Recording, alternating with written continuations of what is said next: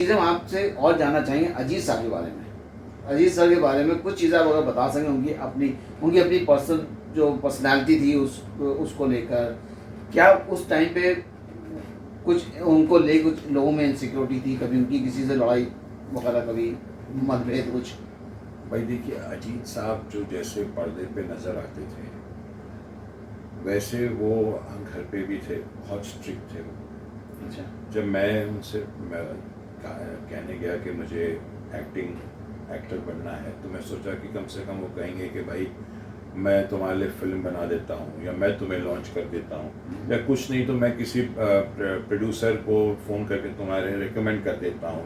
ऐसा उन्होंने कुछ नहीं किया, मुझे साफ कह दिया कि देखिए, अगर आप एक्टर बन रहे हैं तो एट योर ओन रिस्क, ना मैं आपके लिए फिल्म बनाऊंगा, ना आप किसी को कहना कि आप मेरे बेटे हैं। आप खुद स्ट्रगल कीजिए, खुद मेहनत कीजिए, ऑडियंस डिसाइड करेगी कि आप एक्टर बनने के लायक है या नहीं। क्या ये नेपोटिज्म फेपोटिज्म कुछ नहीं होता है, कुछ नहीं है नेपोटिज्म, सब बकवास है। हलवाई का बेटा अगर हलवाई बनता है तो उसमें क्या बुरी बात है? राइट। हम तो अब तक स्ट्रगल, मैं तो कह रहा हूं कि मैं अब तक संघर्ष कर रहा हूं। इतने बड़े वालिद, इतने बड़े बाप का बेटा होने के बावजूद मैं अब तक संघर्ष कर रहा हूं।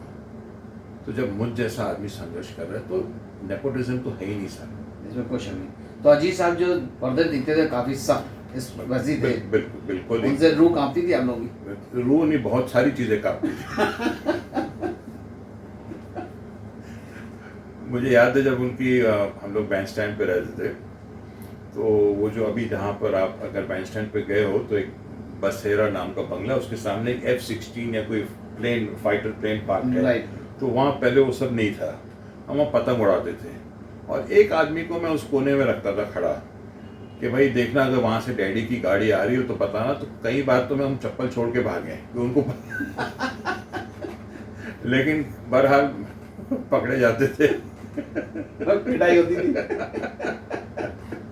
बहुत ही एक्चुअली क्या था, मेरे जो मरहूम दादा थे ना, जी। वो निज़ाम की आर्मी में थे। ओके। तो हैदराबाद। जी, निज़ाम ऑफ हैदराबाद, ओके। उनकी आर्मी में थे वो।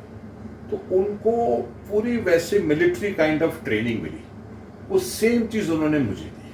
मेरे साथ तो जितनी, आप ये समझ लीजिए साहब कि जो एनिमल का कैरेक्टर है रणबीर कपूर का, वो मैं हूँ, मैं हकीकत में वो कैरेक्टर जिया हूँ। और अनिल कपूर साहब का कैरेक्टर अजीत साहब का? जी। क्या बात। अनिल कपूर ने का कैरेक्टर जो है वो मेरे, वो अजीत साहब का कैरेक्टर है, और रणबीर कपूर का जो कैरेक्टर है वो मेरा है। क्या बात है। मैंने इतनी मार खाई है, इतना जुल्म सहा है अपने वालिद, जुल्म नहीं कहूँगा, उनकी जो भी उनको ठीक लगा उस वक्त उन्होंने किया, मैं ये नहीं कहूँगा, अल्लाह उन्हें बख्शे। लेकिन मैं फिर भी अपने बाप को, वालिद साहब को पागलपन की हद तक, मतलब जब उनका इंतकाल हुआ तो मैं कई दिन ये सोच रहा था कि किसी भी तरह इनकी कब्र खोद के इनकी बॉडी निकाल के मैं इम्बाम करके कहीं रख दूँ।